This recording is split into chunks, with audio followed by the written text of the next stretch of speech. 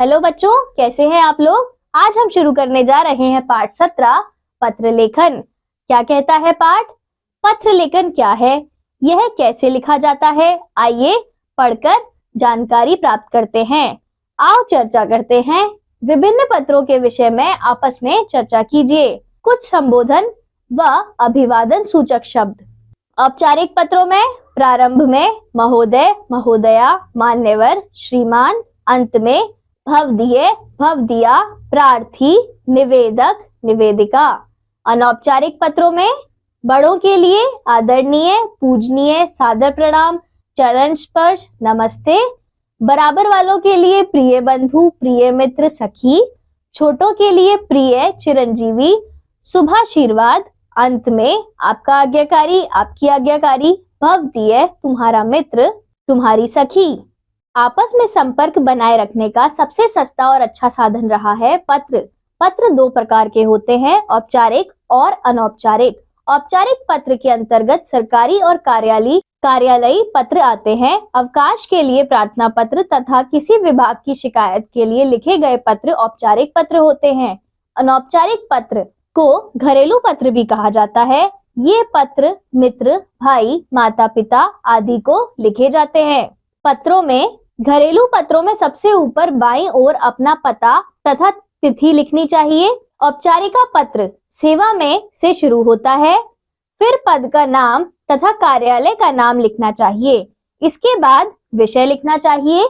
विषय में पूर्व अभिवादन सूचक शब्द भी लिखना चाहिए। पत्र के अंत में अपना संबंध दर्शाते हुए नाम लिखना चाहिए।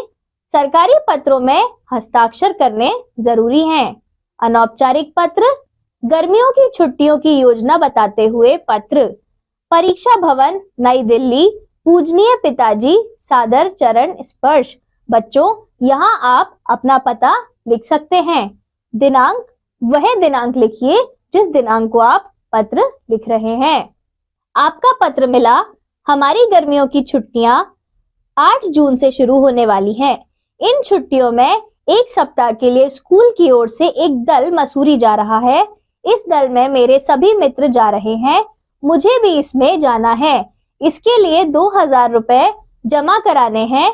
शेष खर्च स्कूल उठाएगा। इसमें खूब मौज मस्ती रहेगी।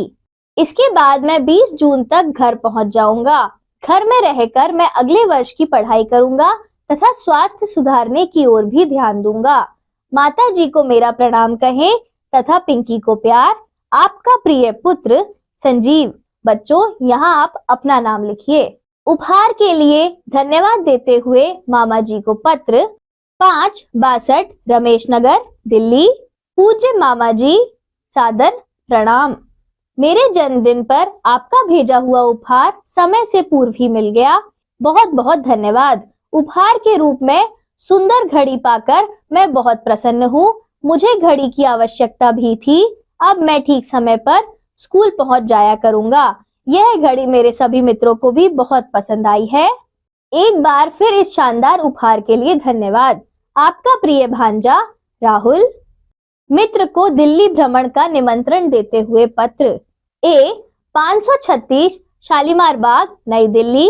प्रिय मित्र शशांक, सप्रेम नमस्ते। दिनांक, आशा है तुम प्रसन्नचित्त होंगे। अगले सप्ताह शरद अवकाश होने वाला है। इन दिनों दिल्ली का मौसम बहुत सुहावना हो गया है। तुम्हारी दिल्ली भ्रमण की इच्छा भी थी। तुम एक सप्ताह के लिए दिल्ली चले आओ। हम दोनों मिलकर दिल्ली के दर्शनीय स्थलों का भ्रमण करेंगे। पर्यटक बस बड़ी आसानी से सभी स्थलों को दिखा देती है। मेरे और 2 मित्र भी साथ चलेंगे। इस प्रकार हम सभी खूब मौज मस्ती करेंगे। आशा है तुम अवश्य आओगे। तुम्हारे पत्र की प्रतीक्षा में, तुम्हारा मित्र रविशंकर। औपचारिक पत्र, प्रधानाचार्य को आर्थिक सहायता के लिए प्रार्थना पत्र। सेवा में, प्रधानाचार्य, बाल भारती पब्लिक स्कूल, द्वारका, नई दिल्ली। महोदय, सविनय निवेदन है कि मैं आपके स्कूल की 5वीं कक्षा की विद्यार्थी हूँ। मेरे पिताजी पिछले सप्ताह से दुर्घटनाग्रस्त होकर बिस्तर पर हैं। घर में वे ही कमाऊ सदस्य हैं। इन दिनों हमारा परिवार आर्थिक संकट से जूझ रहा है। अतः आपसे विनम्र प्रार्थना है कि मुझे स्कूल की ओर से कुछ आर्थिक सहायता दिलाई जाए ताकि मैं अपनी पढ़ाई जारी कर सकूं। आपकी इस कृपा के लिए मैं आपका आभारी रहूंगा। धन्यवाद। आपका आज्ञाकारी शिष्य अंशुल।